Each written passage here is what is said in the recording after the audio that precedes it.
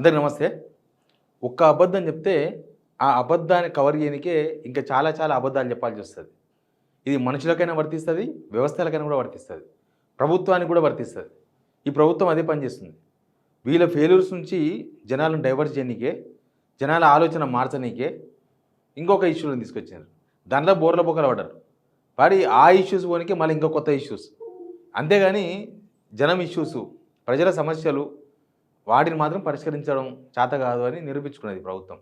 అందుకే ఈ మధ్య జరిగినయి మొత్తం అవే. ఒకదాని తర్వాత ఒకటి, ఒకదాని తర్వాత ఒకటి. అసలు ఇష్యూస్ మొత్తం పోయినాయి. గవర్నమెంట్ చేసే తప్పిదాలన్నీ జనాలకు కళ్ళ ముందు కనిపిస్తున్నాయి. గవర్నమెంట్ ఫెయిల్యూర్స్ అని కనిపిస్తున్నాయి. వాటిని ఒక్కొక్కటి పరిష్కరించుకుంటూ పోతే గవర్నమెంట్‌కు చేతగాని పనేం కాదు. కానీ నిర్లక్ష్యం చేయకూడదు. అవన్నీ నిర్లక్ష్యం. అవన్నీ అట్లా వదిలేసేయాలి. ఫైనాన్షియల్ ఇష్యూస్‌తో ముడిపడి ఉన్నాయి. అవి డబ్బులు ఖర్చయితాయి. ఆ డబ్బులు జనాల కోసం ఖర్చు పెట్టనీకి ప్రభుత్వం సుముఖంగా లేదు. ఇట్లా చాలా చాలా ఇష్యూస్ మొత్తం. ఇగ ఈ ప్రభుత్వం అసలు ఫెయిల్యూరే కాదే. ఈ ప్రభుత్వం అంతా మంచి చేయకపోతే ఎవరో అడ్డుకుంటున్నట్లు. ఈ ప్రభుత్వం స్కీమ్స్ అమలు చేయనీకపోతే ఎవరో వద్దు అంటున్నట్లు. మొత్తం అన్ని వ్యవహారాలు అట్లే ఉన్నాయి. ఒక్కొక్కటి మీకు వివరిస్తా. కానీ జనం మాత్రం డైవర్షన్ కాలే. జనం మాత్రం వాళ్ళ సమస్యల నుంచి బయటికి జరగలేదు. వాళ్ళు ధర్నాలు చేస్తున్నారు. రాష్ట్రం మొత్తం ఇప్పుడు ధర్నాలు నడుస్తున్నాయి కదా! ఒక్కొక్క వర్గం ఒక రకమైన డిమాండ్ కోసం. ప్రభుత్వం మాత్రం ఏం లేదు. అసలు ప్రభుత్వం ఉందా అని ఒక పెద్ద క్వెషన్ గవర్నమెంటు స్థిరత్వం పైన, అంటే గవర్నమెంట్ చేసే పనుల పైన ఒక పెద్ద క్వెషన్ మార్క్ జనాల ముందు నిలబడిపోయింది. ఆ క్వెషన్‌కు సమాధానం ప్రభుత్వం చెప్పాలి. కానీ ప్రభుత్వం చెప్పే పరిస్థితుల్లో లేదు. ఇట్లా చాలా అంశాలు ఉన్నాయి. అన్ని అంశాలు మాట్లాడదాం. సబ్స్క్రైబ్ చేయని వాళ్ళు మాత్రం పక్కా సబ్స్క్రైబ్ చేయండి. జాబ్ క్యాలెండర్ ఒక సమస్య. జాబ్ క్యాలెండర్ అనేది నోటిఫికేషన్స్ ఇస్తే సమస్య పరిష్కారం అవుతుంది. 2025లో ఒక్క నోటిఫికేషన్ కూడా ఇవ్వలేదు. 2024లో అడపదడప ఒకటో రెండో ఇచ్చిండ్రు. అప్పుడు ఒక జాబ్ క్యాలెండర్ ఇచ్చిండ్రు, అది ఫెయిల్. 2025లో ఒక జాబ్ క్యాలెండర్ ఇచ్చిండ్రు, అది ఫెయిల్. ఇప్పుడు శ్రీధరబాబు మొన్న మాట్లాడిండ్రు, మేము అందరికీ ప్రభుత్వ ఉద్యోగాలు ఇవ్వగలమా? కరెక్ట్.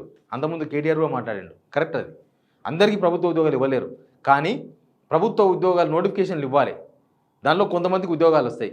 దిల్సుఖ్నగర్ దగ్గర ఒక పెద్ద ధర్నా, మొత్తం మెట్రో స్టేషన్ కింద మొత్తం రాత్రి అంతా ధర్నా. నిరుద్యోగులు మాకు నోటిఫికేషన్లు వేయండి, మేము ఎన్ని రోజులు చదువుకుంటూ ఉండాలి, ఎన్ని రోజులు మేము ఈ ఇన్స్టిట్యూట్లో మగ్గిపోవాలి, ఎన్ని రోజులు మేము ఇట్లే చదువుకుంటూ ఉండాలి, మాకు ఉద్యోగాలు ఇయ్యరా?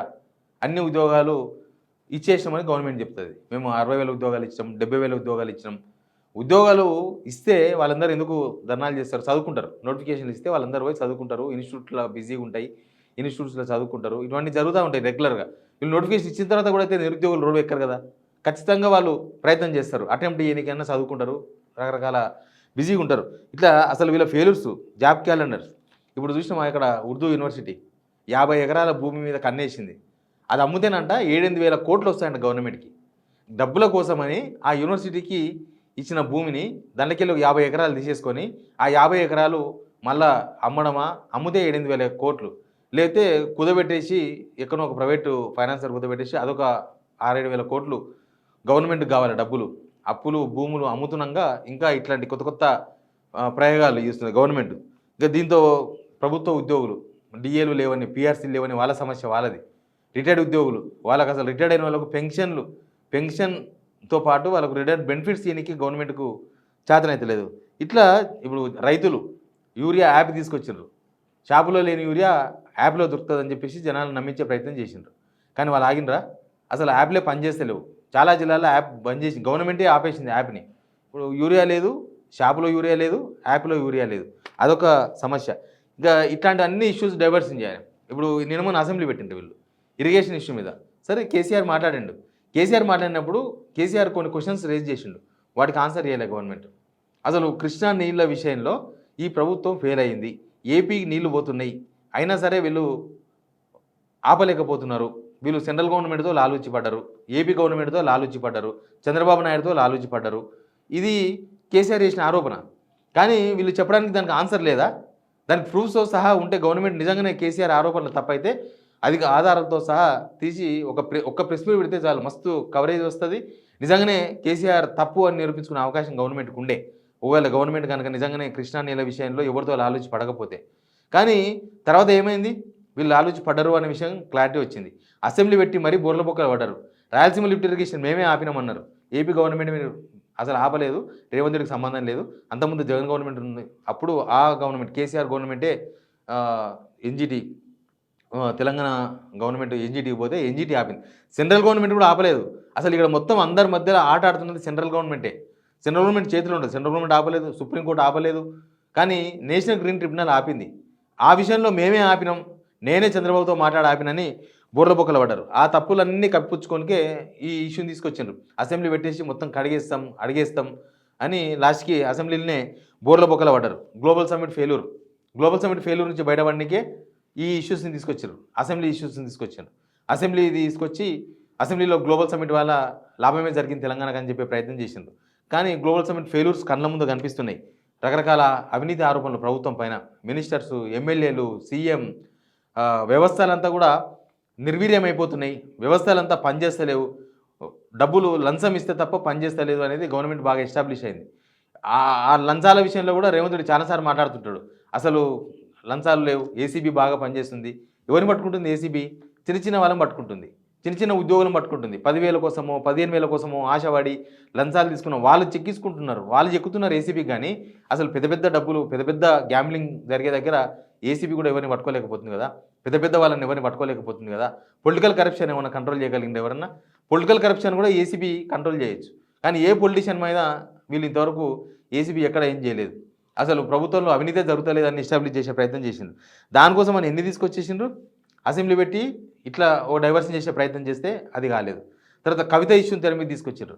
కవిత ఇష్యూని తీసుకొస్తే కవిత మాట్లాడేస్తే ఒక గంట సేపు ఇచ్చారు. మాట్లాడమ్మని ఇష్టం వచ్చింది మాట్లాడు మొత్తం డైవర్షన్ కావాలని చెప్పి అసెంబ్లీని కూడా వాయిదా వేసి అసెంబ్లీలో హిల్ట్ పాలసీ మీద చర్చ జరగాల్సి ఉంటే అసెంబ్లీ పనిదినాన్ని ఒక రోజు పెంచి అసెంబ్లీ 4th డే క్లోజ్ కావాలి వాళ్ళ షెడ్యూల్ ప్రకారం.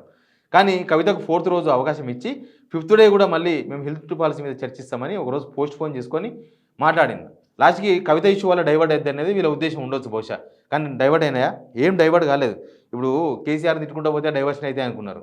కేసీఆర్ను వరుసగా పెట్టి మినిస్టర్లు, వరుసగా పెట్టి ఎమ్మెల్యేలు ఆయన చేసిన ఆరోపణలకు సమాధానం చెప్పకుండా తిట్టుడు ప్రోగ్రాం పెట్టుకున్నారు. తిట్టిర్రు మస్తుగా. కానీ ఏమైంది? అక్కడ కూడా డైవర్షన్ కాలేదు. ఇక కేసీఆర్ తిరితే కూడా డైవర్ట్ కాలేదు. ప్లస్ ఫోన్ ట్యాపింగ్ ఇష్యూ తెర మీద తీసుకొచ్చారు. మొత్తం సుప్రీంకోర్టు ఏదో చెప్తుంది హరీష్ రావు విషయంలో. హరీష్ రావుని ఇంకా చిక్కుకున్నాడు వలలా, పోలీస్ వలలో చిక్కుపోయాడు. ఇక ఇదంతా పెద్ద ఏదో జరగబోతుంది అని యాక్చువల్గా కొంతమంది విశ్లేషకులు చెప్పారు. త్వరలో తెలంగాణ గవర్నమెంట్ ఏదో ఒక పెద్ద ఇష్యూని తెర మీద తీసుకొచ్చి మొత్తం డైవర్షన్ చేస్తారు చూడండి అని. ఈ ఇష్యూయే హరీష్ రావు విషయంలో సుప్రీంకోర్టు చాలా సీరియస్ అవుతుంది. హరీష్ రావుని విచారణకు అనుమతిస్తుంది. దాని మీద ఒక డ్రామా ఒక్కో ఎపిసోడ్ కాదు, రకరకాల ఎపిసోడ్ నడిపించవచ్చు. ఇంకా హరీష్ రావు కాబట్టి హరీష్ రావుని కోర్టే యాక్సెప్ట్ చేస్తుంది కాబట్టి నెక్స్ట్ కేసీఆర్, నెక్స్ట్ కేటీఆర్, ఇట్లా మొత్తం ఇది కొన్ని రోజులు కాదు కొన్ని నెలలు నడపచ్చు సినిమాను అని ప్లాన్ చేసిర్రు. లాస్ట్కి హరీష్ రావు విషయంలో సుప్రీంకోర్టు దెబ్బ కొట్టింది, చెంపదెబ్బ కొట్టింది. ఇప్పుడు అక్కడి నుంచి కూడా డైవర్షన్ కాకుండా మళ్ళీ ఇప్పుడు చూసినరా రేవంత్ రెడ్డి వాళ్ళ తమ్ముని ఫోన్ ట్యాప్ చేసినారు, నువ్వు రావాలి అని సిట్టు. ఆ ఫెయిల్యూర్స్ నుంచి సుప్రీంకోర్టు దెబ్బ కొడితే ఆ ఫెయిల్యూర్ నుంచి బయటపడడానికే మళ్ళీ వాళ్ళ తమ్ముని పిలిచి ఏం మాట్లాడతారు? ఫోన్ ట్యాపింగ్ పోయే వాళ్ళు 2 రకాల వ్యక్తులు పోతున్నారు. ఒకటి కేసీఆర్ వ్యతిరేక వ్యక్తులు, వాళ్ళు ఎవరైనా కావచ్చు, ఏ పార్టీలోనే కావచ్చు. వాళ్ళని పిలిస్తే వాళ్ళు ఏం మాట్లాడతారు? అవును నా ఫోన్ ట్యాప్ చేసినట్టు. ట్యాప్ చేసి ఏం సాధించారు అంటే చెప్పరు. ట్యాప్ చేసిర్రు రైట్, నీకు ఏమైనా అనుమానం వచ్చిందా అంటే వాళ్ళకి ఏం అనుమానం ఉండదు. పోనీ ట్యాప్ చేసినందుకు మేము బ్లాక్మెయిల్ చేసిర్రా అంటే ఆ బ్లాక్మెయిల్ ఏదో చెప్పరు. పోనీ మిమ్మల్ని ఆస్తులు రాయించుకున్నారా అని అడిగితే అసలు వాళ్ళకి ఫోన్ ట్యాప్ చేసిన విషయమే తెలియదు. ఫోన్ ట్యాప్ అయ్యిందా లేదో కూడా తెలియదు. కానీ వాళ్ళని పిలిచి ఇప్పుడు కొంతమంది బీఆర్ఎస్ మాజీ ఎమ్మెల్యేలను పిలిచారట, మాధవ కృష్ణారావు కొడుకును. అంటే సొంత పార్టీలోనే బీఆర్ఎస్ వాళ్ళనే వీళ్ళు ఫోన్ ట్యాప్ చేసినంటే సొంత పార్టీ వీళ్ళని డిస్టర్బ్ చేస్తే రాజకీయాలు మొత్తం అట్టారనైతే అనేది వీళ్ళ ఉద్దేశం ఉండొచ్చు బహుశా. కానీ అది కూడా కాలేదు. నవీన్ రావు వాళ్ళ తండ్రి ఫోన్ ట్యాప్ చేసి ఇప్పుడు వాళ్ళేం చెప్తారు? అసలు మాకు ఫోన్ ట్యాప్ అయిన సంగతి మాకు తెలియదు, అసలు మాకేమీ ఎఫెక్ట్ కాలేదు, మమ్మల్ని ఎవరు బెదిరించలేదు, మా ఆస్తులేని రాపించుకోలేదు అని వాళ్ళు చెప్తారు. కానీ జస్ట్ ట్యాక్ట్ ఇదంతా కూడా ఒక డ్రామా అనమాట. ఒక డ్రామా నడిపించాలి. అంటే ఏదో ఒకటి డైవర్షన్ చేసుకుంటే పోవాలి. ఇప్పుడు అంతా ఫోన్ ట్యాపింగ్ మీదకి వచ్చేసినారు. అన్నీ అయిపోయినాయి. వీళ్ళు చేసిన ప్రతిదీ ఫెయిల్ అయిపోయింది. వీళ్ళు జాబ్ క్యాలెండర్ గురించి మాట్లాడితే ఫెయిల్ అయిపోయినారు, కృష్ణనేల గురించి మాట్లాడితే ఫెయిల్ అయిపోయినారు, గ్లోబల్ సమిట్ గురించి మాట్లాడితే ఫెయిల్ అయిపోయినారు, హిల్ట్ పాలసీ ఫెయిల్ అయిపోయినారు, కవిత ఇష్యూ వల్ల కూడా ఏం కాలేదు. రాష్ట్రం అంతా అతలాకుతలం అయిపోతుంది, ఇంకా కవిత మాట్లాడిన తర్వాత రాజకీయాలు అంతా మారిపోతాయి అనేది ఏదో ఎక్స్పెక్ట్ చేసినారు వాళ్ళు. తీరా అవేం కాలేదు. ఆమె మాట్లాడుకున్నది అసలు మాట్లాడడానికి టైం ఇవ్వడమే వేస్ట్. అక్కడ ఒక ప్రజా సమస్యల మీద చర్చ జరగాల్సిన వేదికల పర్సనల్ విషయాలు, వాళ్ళ పార్టీ విషయాలు, ఆమె విషయాలు, కవిత సమస్యలే ప్రపంచ సమస్యలు కావు, కవిత సమస్యలే తెలంగాణ ప్రజల సమస్యలు కావు. కానీ అట్లా మేనేజ్ చేసే ప్రయత్నం చేశారు. ఇట్లా మొత్తం ఓవరాల్గా డైవర్షన్ చేసి లాస్ట్కి అన్నిట్లో ఫెయిల్ అయ్యి డైవర్షన్ చేయడంలో కూడా ఈ ప్రభుత్వం ఫెయిల్ అయిపోయింది. జనాలంతా రోడ్ల మీద ఉన్నారు కదా. అక్కడ ఉర్దూ యూనివర్సిటీ విద్యార్థులు రోడ్ల మీదకి వచ్చిరి, ఇక్కడ నిరుద్యోగులు రోడ్ల మీదకి వచ్చిరి, యూరియా యాప్ పనిచేయక రైతులు రోడ్ల మీద ఉండిరి. ఇట్లా ఆల్రెడీ నిన్న మొన్న అసెంబ్లీ ముట్టడిచ్చిర్రు ఈ రిటైర్మెంట్ అయిన ఎంప్లాయీస్, వాళ్ళు రోడ్ల మీదే ఉన్నారు. ఇట్లా ఓవరాల్గా డైవర్షన్ టాక్టిక్స్, వీళ్ళు ఏదో డైవర్షన్ చేద్దామని చూస్తే తెలంగాణ ప్రజలేమో అస్సలు డైవర్ట్ అవుతలేరు. ఈ రాజకీయాలు ఉంటాయి, బీఆర్ఎస్ వాళ్ళు కాంగ్రెస్ వాళ్ళని తిడతారు, కాంగ్రెస్ వాళ్ళు బీఆర్ఎస్ వాళ్ళని తిడతారు, ఇంకా మధ్యలో బీజేపీ వాళ్ళు వచ్చి వీళ్ళిద్దరిని తిడతారు, ఇవన్నీ నడుస్తూనే ఉంటాయి. కానీ జనం మాత్రం డైవర్ట్ కాలే. ఎనీవే ఈ ప్రభుత్వ సమస్యలు అనేది ఉన్నాయి, ఈ ప్రభుత్వం సమస్యలు పరిష్కరిస్తలేదు అనేది మాత్రమే క్లారిటీగా కనిపిస్తుంది బయటికి. Please subscribe.